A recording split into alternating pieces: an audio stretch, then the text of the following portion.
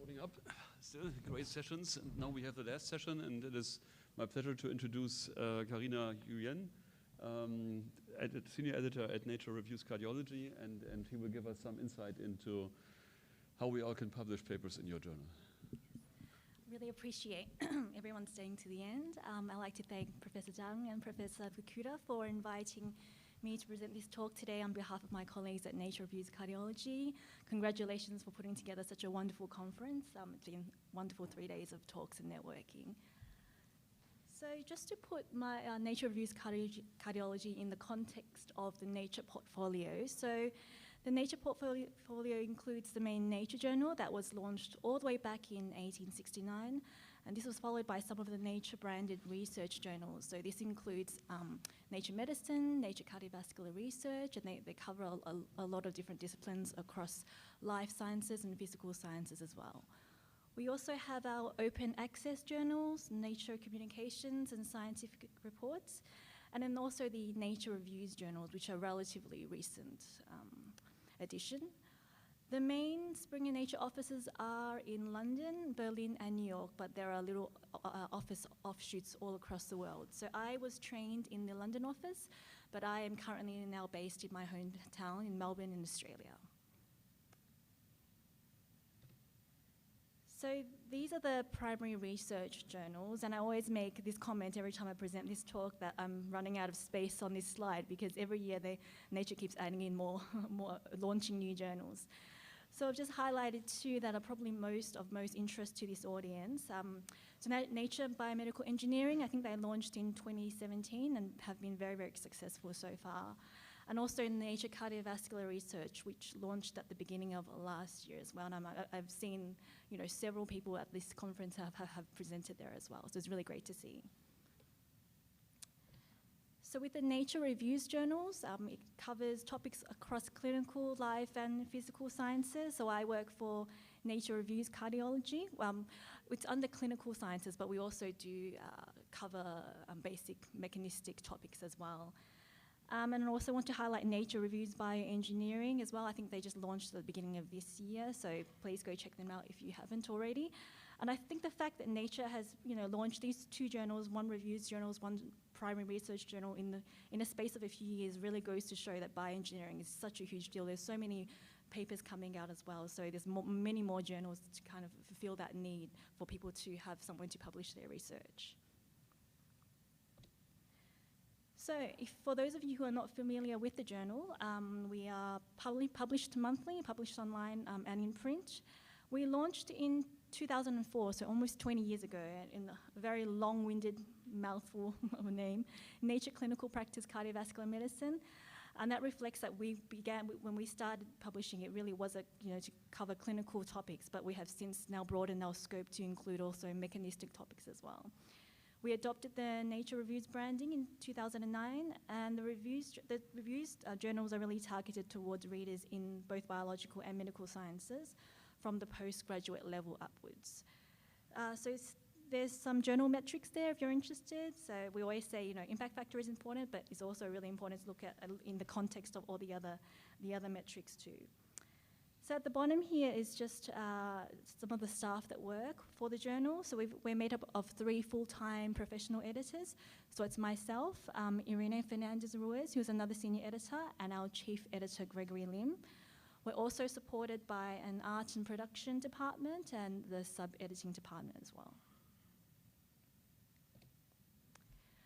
So I'd like to go into a little bit of detail into the differences between a research journal and a reviews journal. And I guess it's pretty obvious to most of this audience the differences there, but it might be of interest to understand the differing roles between an editor working in a research journal versus an editor working for a reviews journal.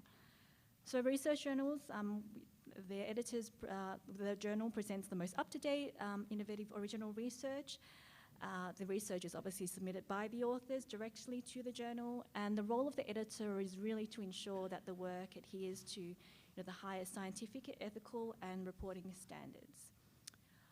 Meanwhile, reviews are really an accessible, authoritative, and balanced overview of a particular topic or a field. The research that it includes, it should be filtered and highlighted. We should include the most impactful research. So the majority of the time, the reviews that we publish are commissioned by the editorial team, but we do accept proposals as well.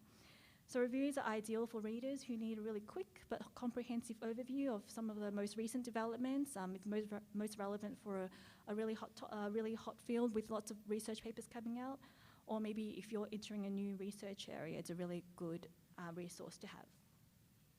So all our reviews are all scientifically edited to improve the structure and clarity, and I'll go into a bit more detail later on. So here's just an infographic of the different steps involved in publishing reviews with the Nature Reviews journal, from the commissioning to the publication stage. So I'll go through each of those stages. So commissioning. So one of the most important aspects of my job is to come up with commissioning ideas, to come up with ideas to cover it for reviews. So how I do that is I attend conferences such as this one. I speak to advisory board members. I speak to key opinion leaders to get a gauge of what are the current hot topics and controversies. So using a few of these points here, I also use these points when assessing proposals that get sent to the journal through online or via email, whether or not we should go ahead with a proposed idea.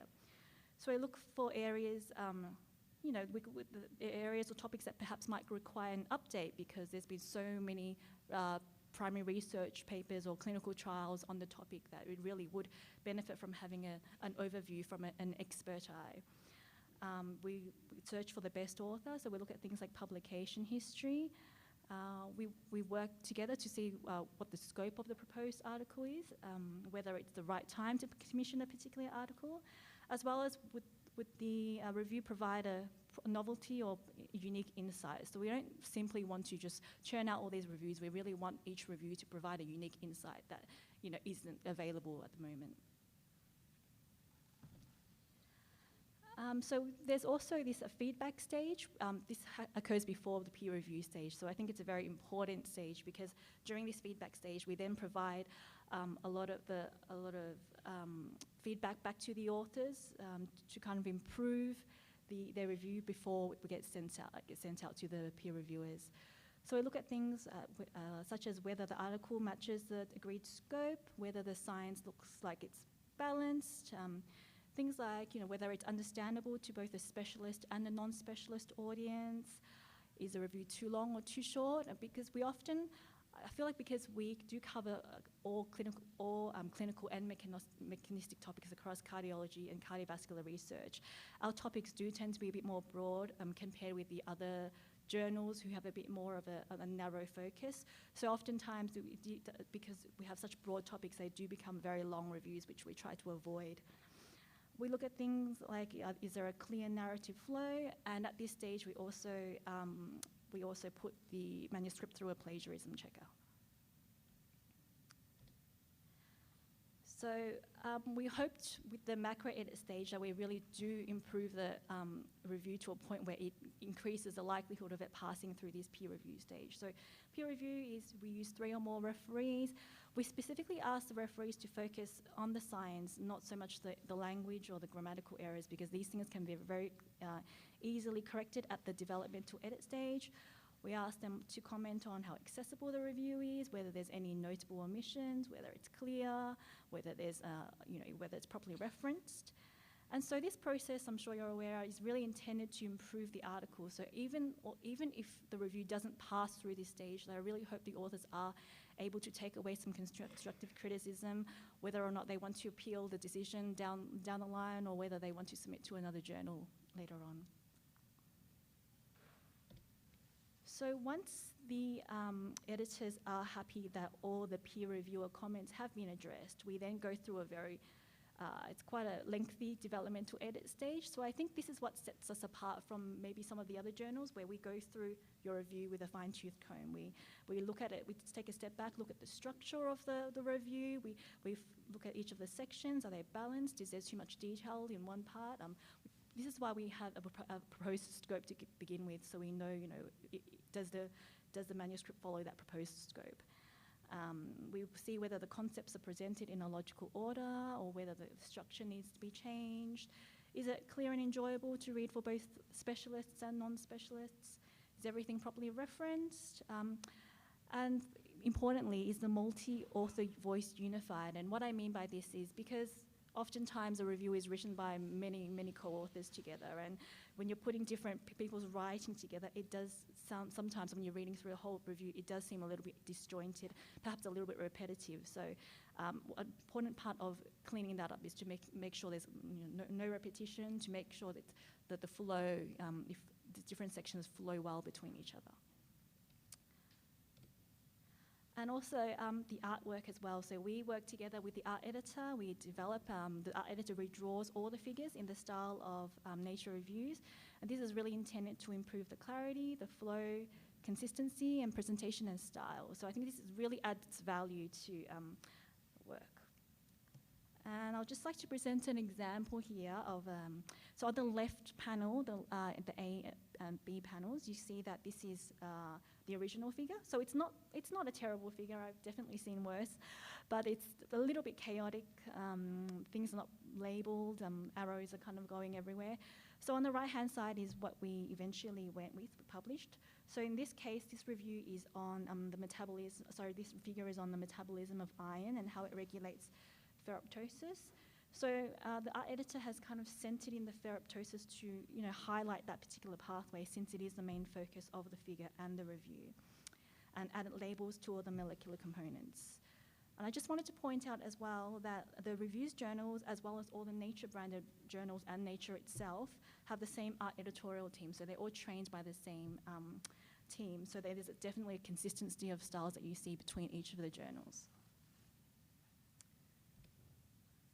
So once the author approves of all the edits, we accept the article at this point, and afterwards there's a copy editing and stage where everything is edited to fix any house style and grammar issues, and then it gets sent to the production team where it gets laid out, electronic proofs get prepared, and once the author approves of the final manuscript, it gets published. We promote the articles through our social media channels as well as via email. So the last couple of slides, I just wanted to highlight some of the reviews that we've published in the last 2 years or so that might be of interest to this audience. So this review is on bioengineering approaches to treat the failing heart. So Devere and colleagues, they summarize and discuss some of the state-of-the-art technologies that enable the bioengineering of functional cardiac tissues, and these include 2D constructs and 3D cardiac patches and bioengineered heart for implantation. So all these topics we've heard in the past 3 days. So it's really wonderful figures in this review. And also this review on the native and bioengineered extracellular vesicles for cardiovascular therapeutics. So in this review, the authors outline some of the endogenous properties of vesicles that make them natural delivery agents for drugs, and they highlight features that can be improved via bioengineering. They also discuss some of the opportunities and challenges that need to be addressed to advance this area of research, and importantly have emphasized clinical translation. So again, really lovely figures here. And with that comes to the end of my talk. So I'm glad it's a short one. I'm sure it's a short one. So here's my contact details. So if you have any questions at all, or if you have any proposals for us, please contact me via email. You can keep up to date with our content via our social media channels. And thank you very much for your attention. Thank you very much, Karina. That's already your first question.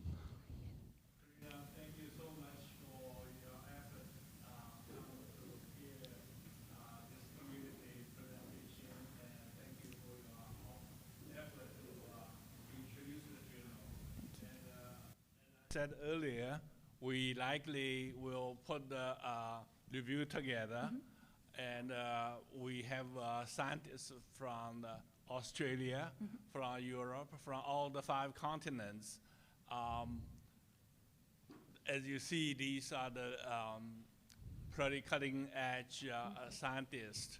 I actually was not prepared to put another review article after the JACC recent one we just published more than a year ago. But with the science, developed was 5 clinical trials starting from Germany, from another one from I heard today in United States, and Japan. We have our host starting new clinical trial. So these are the make we all want to do another one. So could you give us some instruction? We have published in Science Translational Medicine. We publish in JCC, Circulation Research, Circulation. We have not published in Nature Review, but this seems a good home for our community to submit something to you.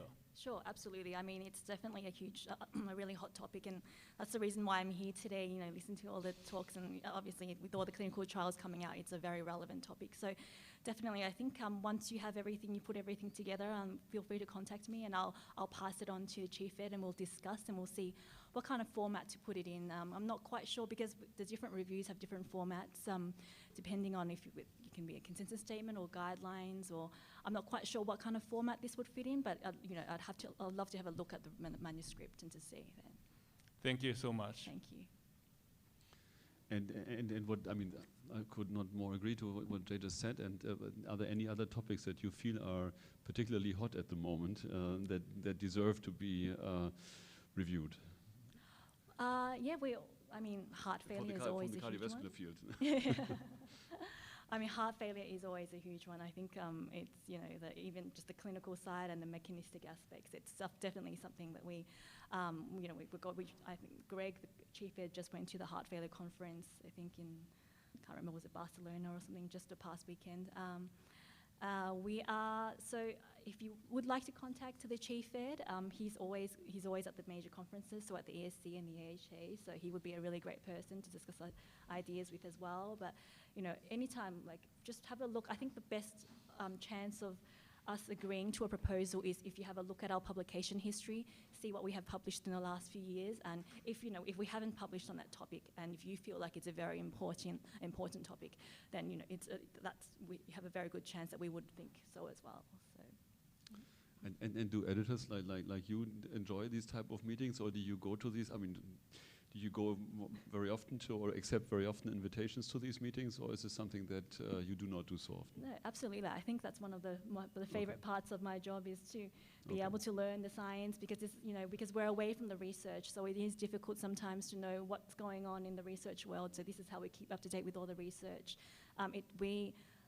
As I said, we go to all the major cardiovascular clinical conferences, but also, you know, I've been to the BCVS last year, and that's how I met Yuji, and that's how he invited me to this conference this year. So, yeah, definitely love attending conferences. So would be very eager. I think Irene, the other senior editor, or maybe Greg would love to come the next year or the year after as well. So I'll definitely, yeah, let them know that it's been a fantastic conference so far.